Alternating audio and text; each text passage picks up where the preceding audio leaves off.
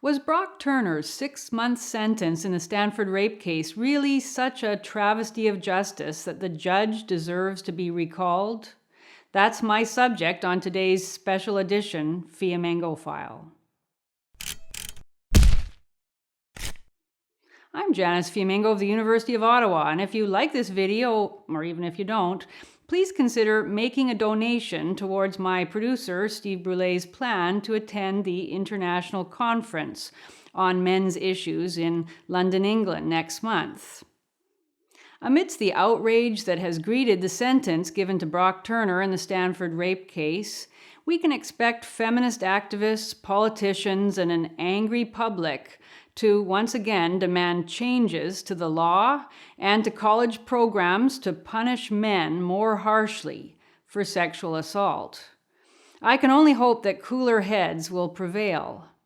I'll argue here that Brock Turner's sentence is quite harsh enough, and that his case, supposedly so clear-cut, reminds us that drunken sex and so-called rape are often very hard to distinguish.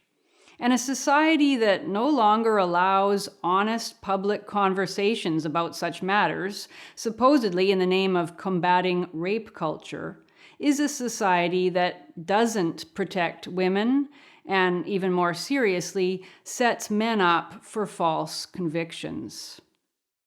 Brock Turner is a now 20-year-old ex-Stanford University student and a gifted competitive swimmer who was found guilty on June 6, 2016, of sexually assaulting a woman 3 years his senior who had been drinking so heavily on the night in question that she claims no recollection of the events.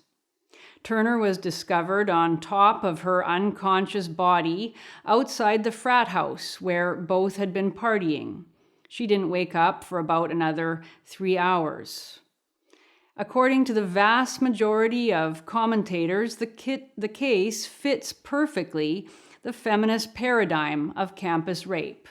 We have a supposedly dehumanizing assault, behind a dumpster no less, by a privileged jock who still thinks he should get away with it. We have a valiant woman survivor re-victimized at the trial. And we have a white male judge who let the rapist off easy. Galvanized by anger and with very little real knowledge of the case, more than 1 million people to date have signed a petition to have the judge, Aaron Persky, recalled for giving Turner such a supposedly light sentence. And the indie band Good English has had performance dates canceled and a wave of outrage coming their way after their drummer declared her support for Turner, who is a friend from high school. No wonder that Turner's high school guidance counselor, who committed the thought crime of alleging that Turner was a, quote, outstanding student, has since apologized publicly for seeming to humanize him. Even Turner's parents have come in for all-out condemnation because they don't believe in their son's guilt. Special venom has focused on the father because he has asked for leniency in the case and belittled the severity of his son's actions. On the other side, sympathy galore has poured out for the unnamed woman whose lengthy victim impact statement has been widely published and pretty much universally celebrated for its alleged eloquence and power. It will be read out in full in the U.S. Congress as part of a legislative push to prevent rape and punish accused men more severely in future. A number of talkbackers to the impact statement at BuzzFeed have expressed their satisfaction at the thought of Turner being raped while in jail. The headline of an article published in Reason magazine pretty much summed up the public mood. Quote, Brock Turner is a rapist, his father is wrong, and justice is elusive, end quote. Actually, Turner was not convicted of rape. He was acquitted of the rape charges in the case. He was actually convicted of sexual assault for penetrating the woman with his finger. That's all? my husband said when I told him about it. Well, it isn't really all, and it's bad enough depending on how one believes the whole incident unfolded. But no one knows how the whole incident unfolded, and even at the worst, it isn't the unimaginably violent and hideous atrocity that commentators keep insisting it is. You won't find much other than outrage in any of the mainstream commentary. And when the normally prudent Reason magazine is plugging the same line as BuzzFeed, we know we're dealing with an unusually clear cultural consensus. The author of the Reason article goes so far as to declare that there is nothing, quote, ambiguous about this assault. The victim was passed out. The assailant has failed to accept responsibility or express appropriate remorse, and he has received essentially a slap on the wrist. Describing how Turner fled the scene and was chased down by two witnesses, the author of the Reason piece asserts, quote, "And yet Turner did get away in a sense. He was given a mere 6 months in prison and will likely serve only 3, end quote. Come on.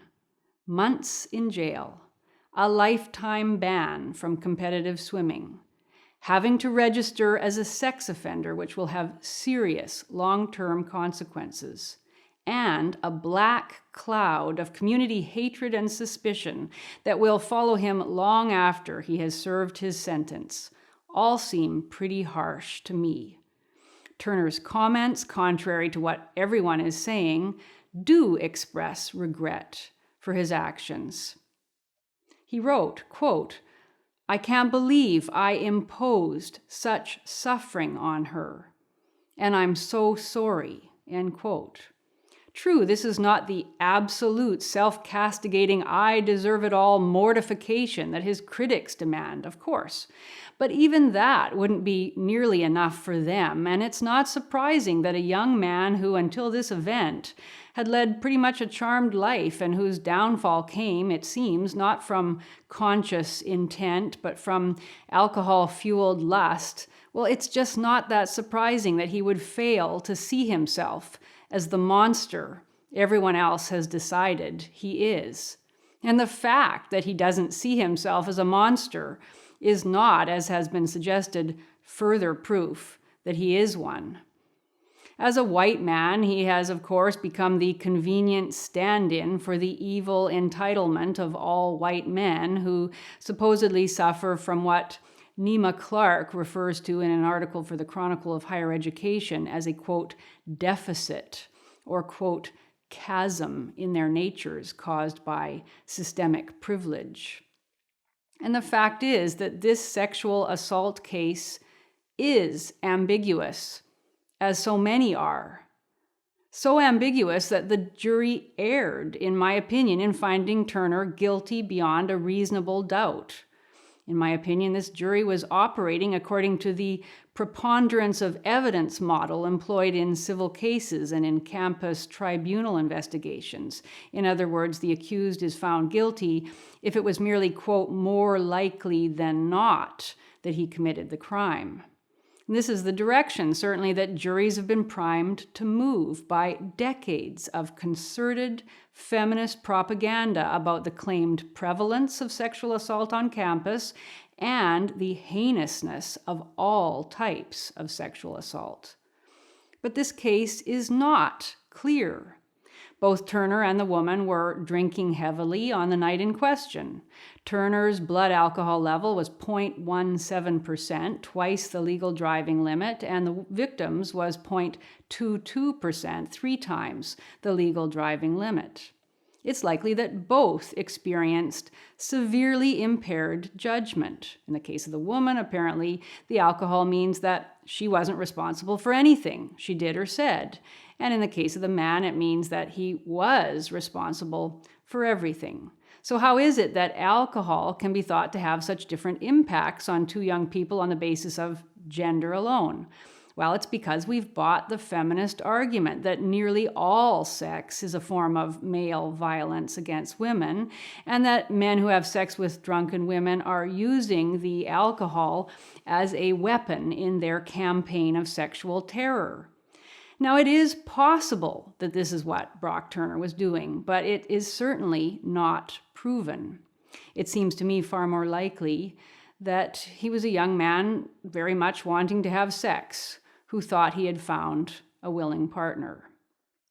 Nearly all the reports I've read describe Turner as having assaulted a, quote, unconscious woman, and this is the point that supposedly makes the case so atrocious and so clear-cut. But it is far from clear whether the woman was unconscious throughout.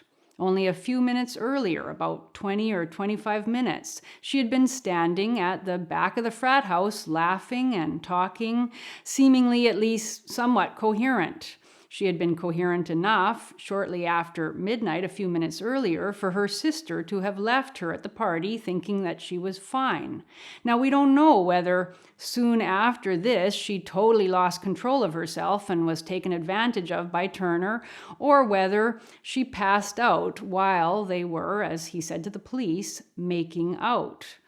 It makes a huge difference to our understanding of Turner's intent and of the extent of his wrongdoing, whether he walked with a giddy girl outside the frat house and made out with a seemingly willing partner who then passed out, something I suspect is very common in consensual drunken encounters, or whether he dragged an unresisting, nearly unconscious victim outside the frat house and proceeded to take advantage of her incapacity.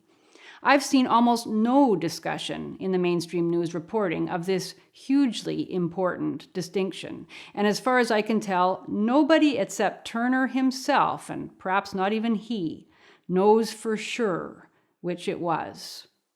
As far as I've been able to ascertain from the police report and trial documents, no witnesses contradicted Turner's claim that he and the girl danced together and kissed, and everybody seems to have been too drunk to notice whether Turner and the woman left the frat house hand in hand, as he claimed, and whether she was behaving relatively normally at this point. It is not beyond the realm of possibility that in an inebriated state, the woman did consent to Turner's advances, that he had reason to believe he was making out with a willing partner, and that drunk himself, he was in no condition to notice that she had passed out.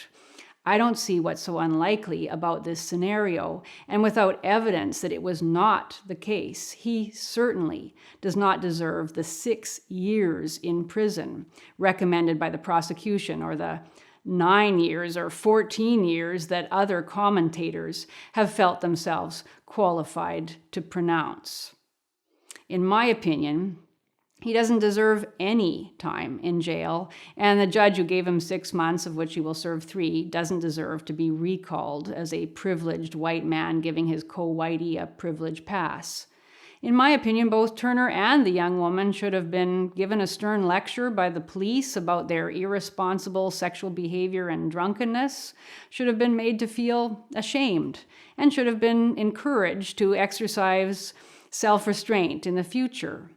Both would have benefited from counseling after the event.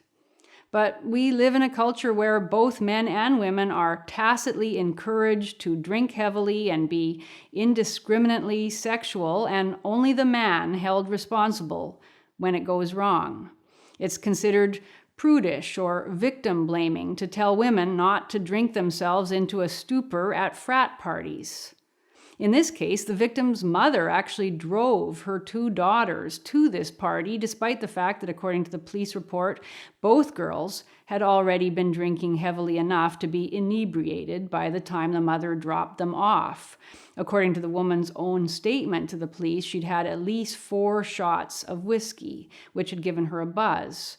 Now, in a culture that says a woman consuming alcohol cannot be held responsible for her sexual conduct, is this not a case of a mother knowingly putting her daughter in harm's way? Is she not then an accessory to the crime if there was a crime? Well, that's a rhetorical rather than a real question. I don't expect we'll see a lot of condemnation of the girl's mother in all of this discussion, and certainly we'll see few quibbles over the much stressed, quote, courage of the, quote, victim. It may indeed have taken courage to go through the trial process, but it is a courage compromised by earlier stupidity and recklessness, neither of which the woman acknowledges in her victim impact statement. In fact, at one point in her statement, the woman asks Turner how he was planning to guarantee her safety at the end of the evening. This is meant to drive home her point about his indifference to her as a human being. But it was never reasonable for a grown woman to expect a drunk 19-year-old stranger to ensure her safety. She also claims in her statement that if Turner hadn't picked on her, he would have picked on somebody else. She writes, quote, "Sometimes I think if I hadn't gone, then this would never have happened. But then I realized it would have happened, just to somebody else," end quote. In other words, she's saying Brock Turner was a predator looking for an innocent victim, and she just happened to be the one. But no. Whatever Brock Turner is or isn't, if she hadn't been as drunk as she was, he couldn't have picked on her in the way she claims he did. And when it comes right down to it, by her own account, she doesn't know what he did. Getting a blood alcohol content of 0.22 doesn't happen by accident. It doesn't come by thoughtlessly taking a few too many sips of beer or by drinking liquor, quote, too fast, as she claims because her, quote, tolerance had lowered. Getting this drunk happens after a very determined hours-long process of serious alcohol consumption. This young woman reached a point at which she couldn't take responsibility for her actions. She's adamant about that, and nobody disagrees. But she reached that point through several hours of choices made while she was still a rational agent. Those choices definitely contributed to what happened that night, including that a young man with an exciting life of competitive swimming ahead of him is now going to jail and will likely never compete again, perhaps never be able to pursue a respectable profession or hold his head up in his community. She will go on with her life, traumatized, as she says, but with a tremendous outpouring of love, exoneration, and praise to help her in the months and years ahead. Turner's life, by contrast, is ruined, and even his own father isn't allowed to publicly wish it otherwise. We'll probably hear a lot more about rape culture and the need to more harshly punish young men as a result of this supposedly unambiguous case, which, judging from all the information available, is nothing but ambiguous. And all that's really clear are the mixed messages our culture promotes about men, women, and alcohol, and our society's determination that only female suffering is worthy of public empathy. I won't drink to that.